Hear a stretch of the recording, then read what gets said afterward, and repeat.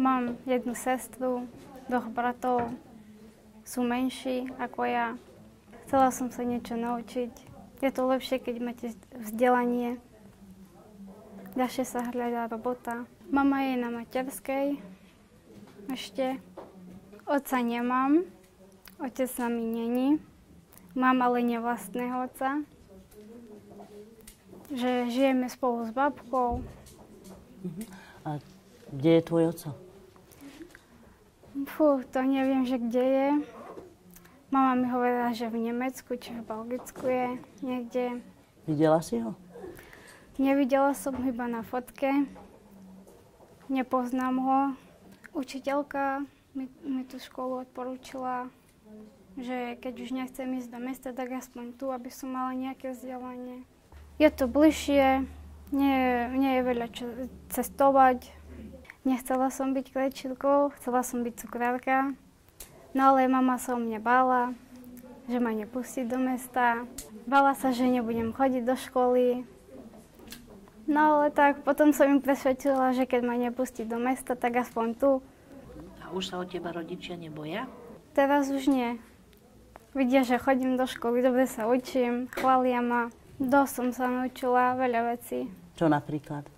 Šiť sukňu, košeľu.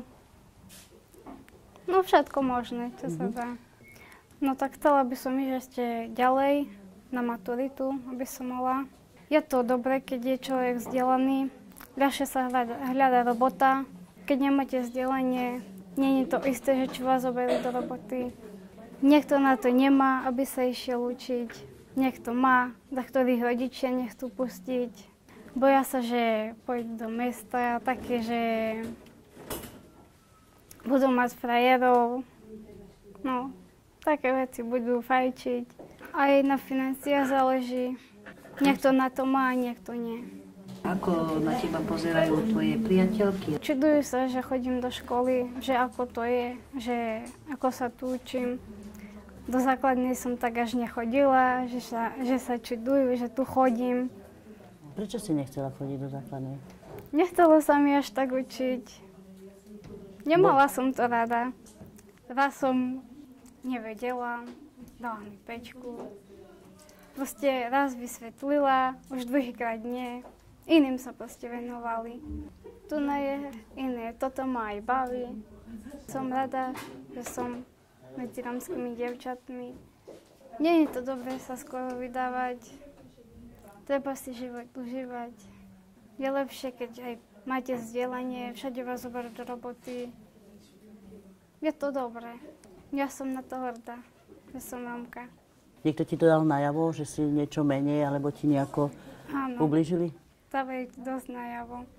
Napríklad, že idete do obchodu, tak rozprávajú sa s vami inak, ako s takými. A ako reaguješ na takéto niečo? Nevšimnem si to. Nie sú všetci rovnakí. Najviac túžim, aby som mala vzdelanie, aby zo mňa niečo bolo. No, tu je perfektná. Tu ako nemám čo o nej dodať. Tu každý deň je v škole. Je zručná, veľmi zručná. Je slovenčinu máme, diktáty, písanie, čítanie, matematika, ako vie to. Ja som rada, že chodí.